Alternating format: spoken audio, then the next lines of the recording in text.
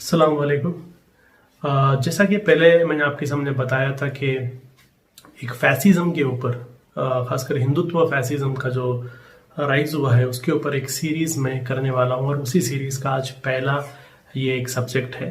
पूरे सीरीज में आपके सामने जो है ये फैसिज्म क्या है, इंडिया में कैसे आया और अलग अलग स्टेजेस में किस तरीके से इसे ताकत मिलती गई, आज ये लोग किस तरीके से हुकूमत को कब्जा किए हैं और इनका मकसद क्या है और किस तरीके से लोग काम कर रहे हैं, ये अलग अलग क्लासेस में मैं ये बात बताऊंगा। तो ये सीरीज थोड़ी लंबी चलेगी।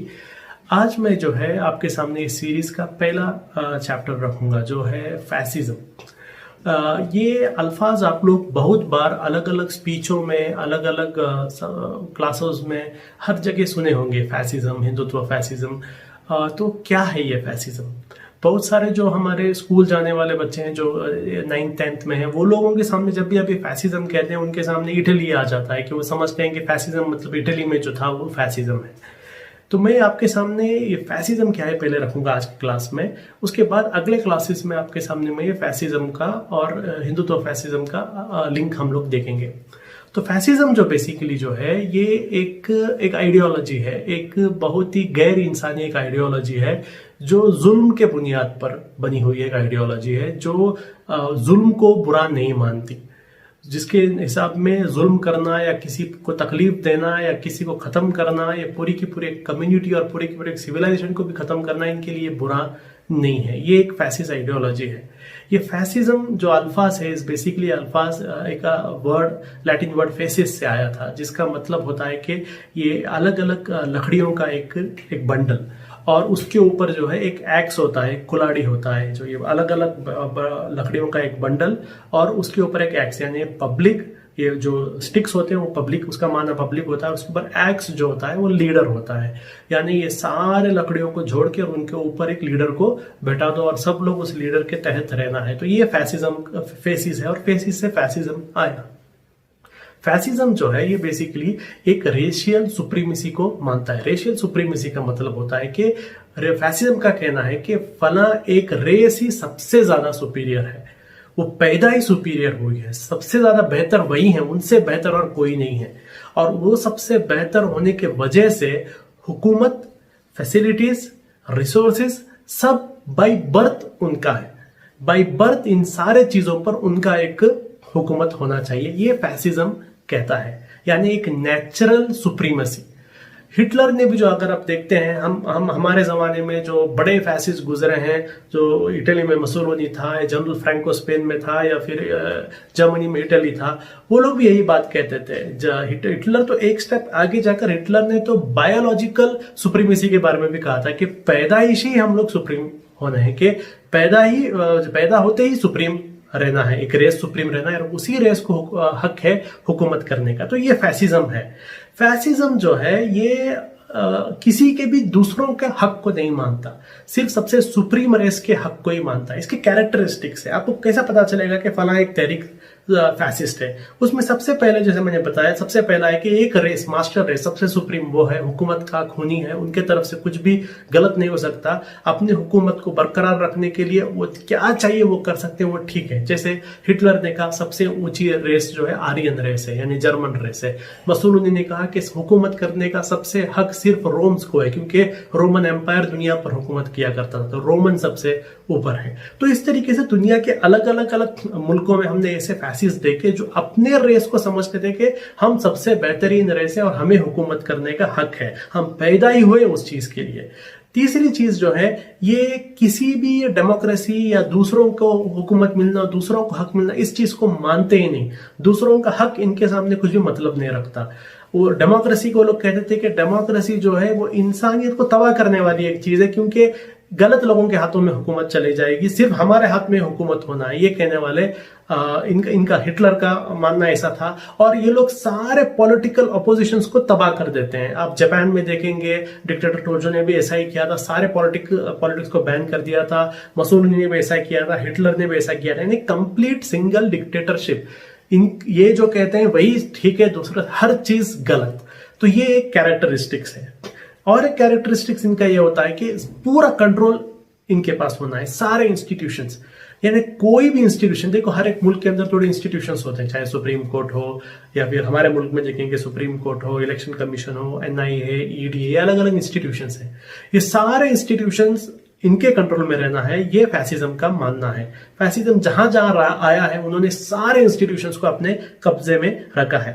उसके बाद तीसरा एक बड़ा कैरेक्टरिस्टिक इनका एक्सट्रीम नेशनलिज्म। एक्सट्रीम नेशनलिज्म का मतलब वो लोग कहते हैं कि ये मुल्क जो है ये लोगों का है, यानी ये नेशंस का है, ये कल्चर को मानने वालों का ये मुल्क है। जो इस कल्चर को नहीं मानेंगे वो इस मुल्क का हिस्सा नहीं है।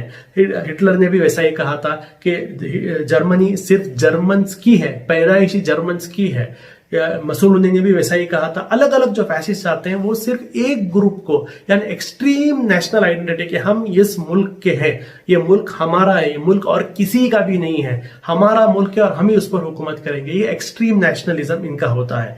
तीसरा इसका एक इंपॉर्टेंट कैरेक्टरिस्टिक्स होता है कि स्केपगोटिंग। स्केपगोटिंग मतलब फैसिज्म को हमेशा एक अदर चाहिए। अदर का मतलब किसी एक को दोषी ठहराना है कि हम बहुत ऊपर जाने वाले थे, हम बहुत तरक्की करने वाले थे, हम तरक्की इसलिए नहीं कर रहे क्योंकि ये लोग यहां पर है, इन लोगों ने हमें खोखला कर दिया है। ये लोग पैरासाइट कहते हैं, पैरासाइट दीमक कहते हैं। जैसे हिटलर कहता था यहूदी दीमक हैं, जो मसूलनी है वो भी नॉन फैसिस्ट को पैरासाइट कहता था। तो हर फैसिस्ट दुनिया में जो गुजरे हैं वो एक अदर को ढूंढते हैं, यानी हम बहुत तरक्की करने वाले थे, इनके वजह से हमने तरक्की नहीं किया, ये लोग हैं जो हमें तबाह कर रहे हैं, उनको एक अदर की जरूरत है। तो फैसिज्म में एक अदर होता है, हमेशा एक अदर को लोग ढूंढते हैं, यानी किस पर इल्जाम डाला जाए, किसको दुश्मन बताया जाए और पूरे लोगों का अटेंशन उन पर डाइवर्ट करके पूरे प्रॉब्लम का, पूरे जो भी प्रॉब्लम चल रहे हैं उसका जड़ ये लोग हैं बताना। ये एक फैसिज्म की खासियत है। सातवां और एक पॉइंट, इंपॉर्टेंट पॉइंट जो फैसिज्म का है, बहुत पॉपुलिस्ट इन नेचर होते हैं। पॉपुलिस्ट इन नेचर मतलब एक ऐसे आदमी को लेके आते हैं जो बहुत पॉपुलर हो जाएगा, लोग पागल हो जाते हैं उसके पीछे, क्योंकि वो लोगों को जो है एक ख्वाब दिखाता है, एक झूठा ख्वाब दिखाता है कि भाई देखो हम लोग पहले ऐसे थे, अब ऐसे हो गए, आप मुझे लेके आओ, मैं ऐसा आपको वापस ऐसे बनाऊंगा, आपको मैं दुनिया की सारी चांद हथेली पे दिखाऊंगा, जो चीज आप अब तक आपको नहीं मिला है वो वापस आपको लेके आके दूंगा। तो एक पॉपुलिज्म लेके आते हैं और लोग जो रहते हैं वो लोग विश्वास कर लेते हैं कि हाँ भाई ये आदमी कुछ करेगा हमारे वास्ते, ये आदमी, ये बंदे में दम है, बंदे हमारे वास्ते कुछ करेगा करके एक पॉपुलिज्म, ओवर पॉपुलिज्म लेके आते हैं। और किसी चीज के भी जो है उसके इख्तलाफ में अगर आप बात करें वो चीज को मानने के लिए तैयार नहीं रहेंगे, बल्कि उल्टा आप पर एकदम एग्रेसिव तरीके से वो लोग हमला भी कर लेंगे। ये एक फैसिज्म की एक क्या कहते हैं, एक पॉपुलिज्म है। और एक चीज जो है हमेशा जो है एक प्रॉमिस रहता है इनका कि भाई हम सुपीरियर बनने वाले, हम सुपीरियर बनने वाले हैं। एक जमाना देखो हम लोग ऐसे थे, एक जमाना देखो हम लोग वैसे थे। आज आप देखिए इंडिया के फैसिस्ट कहते हैं एक जमाना देखो यहाँ पर हवा में उड़ा करते थे, विमान यहाँ पर बनाया जाता था, यहाँ पर क्या प्लास्टिक सर्जरी इंडिया में किए जाते थे, अब हम लोग कैसे हो गए, अब वापिस हम लोग करेंगे। ये सारी चीजें जो है हर फैसिस्ट ऐसे ही कहते हैं कि हम लोग पहले सुपीरियर थे, ये फलां लोगों ने आकर हमें बर्बाद कर दिया है, अब हम लोग वापस पहले जैसे सुपीरियर बन जाएंगे, उसके लिए आप हमें हमारे साथ दो। तो ये फैसिस्ट लोगों की थोड़ी क्या कहते हैं एक मिजाज है। तो ये फैसिज्म है। यानी बेसिक एक राउंड अप में अगर मैं कहूंगा किसी को भी जीने का हक नहीं, सिर्फ नहीं जीने का हक है, हुकूमत का हक नहीं है, कोई इनसे सवाल नहीं कर सकता। और किसी लेवल के जुल्म को भी ये लोग मानते हैं। जर्मनी में अगर बच्चा पैदा हुआ, बच्चा अगर अपाहिज निकला, उसे तब का तब मार देते थे, जान से मार देते थे। ये असल में स्पार्टन कम्युनिटी नाम का एक ग्रीस में कम्युनिटी था बहुत पहले। वो कम्युनिटी सबसे पहले एक फैसिस्ट कम्युनिटी था। वहां पर अगर एक बच्चा कमजोर पैदा हुआ उसे मार देते थे, थोड़ा बच्चा बड़ा हो जाता था उस बच्चे को लेकर जाकर जंगल में छोड़ देते थे, जिंदा वो वापिस आना है। यानी सर्वाइवल फॉर द फिट रहा, जंगल से जिंदा है तो ही तुम्हें हमारे अंदर जगह है। जंगल में अगर तुम्हें जानवरों ने खा लिया, तुम अपाहिज हो गए, तुम्हें हमारे अंदर जगह नहीं है। सर्वाइवल फॉर द फिटेस्ट कहते हैं, यानी किसी की जगह नहीं है यहाँ पर, कमजोरों की जगह नहीं है, दूसरों हम जो हमारे में से नहीं है उनकी यहाँ पर जगह नहीं है। ये कहने वाला एक आइडियोलॉजी जो है एक फैसिस्ट आइडियोलॉजी है, पूरी दुनिया में ऐसे ही हुआ और आज हम लोग देख रहे हैं हमारे मुल्क के अंदर भी ये फैसिस्ट आइडियोलॉजी इसी एंगल में जा रहे हैं। यहाँ पर मुसलमानों का अदर बनाया दिया गया है, क्रिश्चियंस को अदर बनाया गया है, जो लिबरल्स हैं उनको अदर बनाया गया है कि इन लोगों की वजह से मुल्क बैकवर्ड जा रहा है और हम लोग मुल्क को वापस वो पुराने वैदिक टाइम्स में जो हम लोग बहुत आगे थे, हम लोग एरोप्लेन चलाया कर विमान चलाया करते थे, हम प्लास्टिक सर्जरी करते थे, हम ये थे हम वो थे, पूरे चीज हम वापस लेके आएंगे बोलने वाले इंडिया के फैसिस्ट हैं। तो अगले क्लास में जो मैं आपके सामने ये इंडिया में हिंदुत्व फैसिज्म क्या है, वो कैसे शुरू हुआ, उसकी बातें आपके सामने रखूंगा। उम्मीद करता हूं आज का एक इंट्रोडक्टरी सेशन आपको समझ में आया होगा। इसके बारे में अगर आप कमेंट्स कीजिए और अगर आपको आज के मेरे क्लास में कुछ भी डाउट्स है आप कमेंट्स में पूछ सकते हैं। मैं कोशिश करूंगा उसका कमेंट्स में आपको आंसर करने के लिए। शुक्रिया।